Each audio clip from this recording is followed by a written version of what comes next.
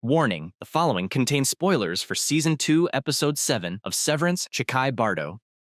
This week's episode of Severance just dropped its most shocking, horrifying twist yet. Gemma is alive, but it's so much worse than we thought.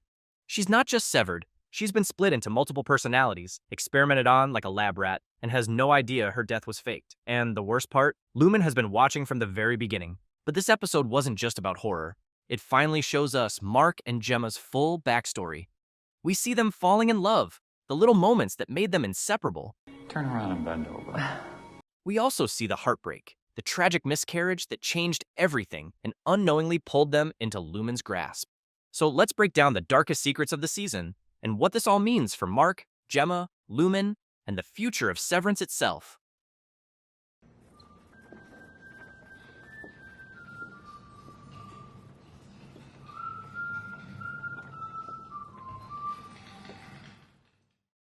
Before we even get to the horrors of the testing floor, let's talk about that cliffhanger from last episode.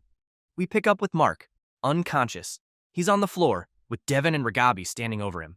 Devon is panicked. She sees her brother collapsed and immediately pressures Ragabi for answers. She's clearly over it, and then she yeets it out of there the moment Devon tries to call Ms. Cobell. And honestly, I kinda get both sides. Devon just watched her brother pass out with no explanation. Of course she's going to reach out for help. But Ragabi knows Cobell is dangerous. So was wanting to call Cobell a mistake? What do you guys think? And now onto the truth about Miss Casey. The mystery is over. Miss Casey was never just another severed worker.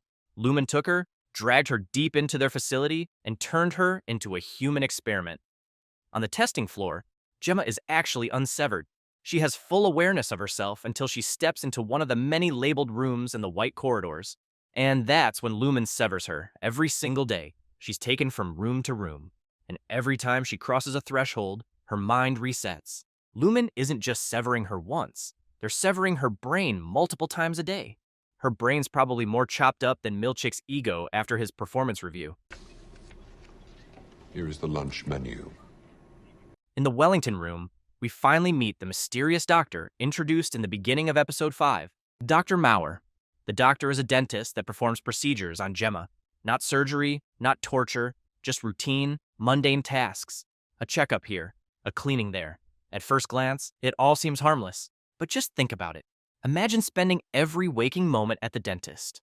Now, don't get me wrong, I'm all for keeping my teeth clean.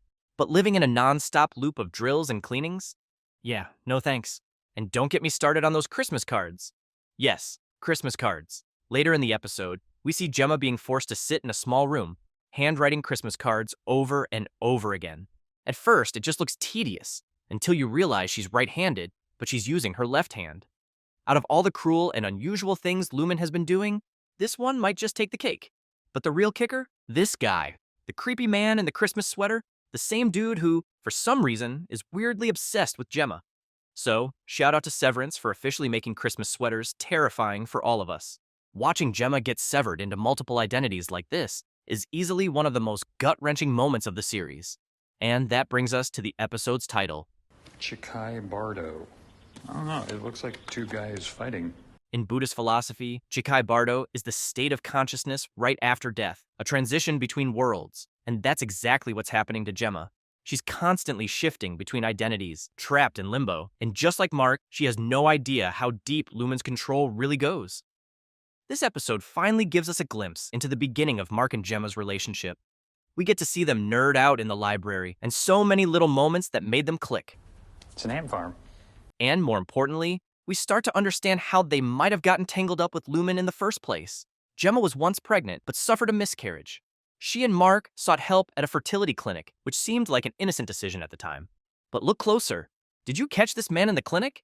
Yes, that's the same creepy Christmas man. Which means Lumon didn't just find their subjects, they chose them, long before Severance ever happened.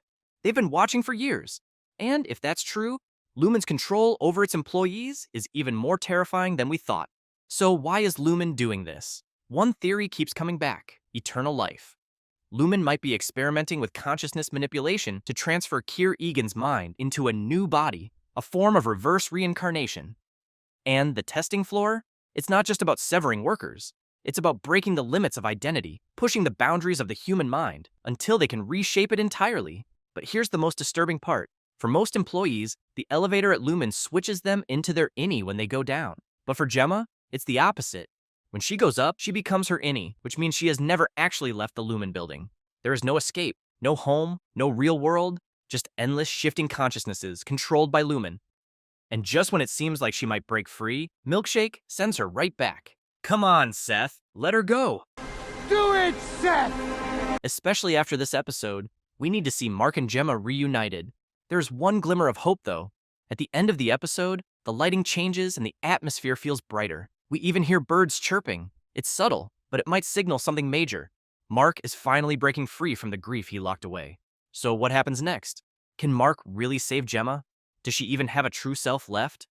What actually happened to her pregnancy? And for the love of Kier, can we please do something about the creepy Christmas man? How much longer do I have to do this?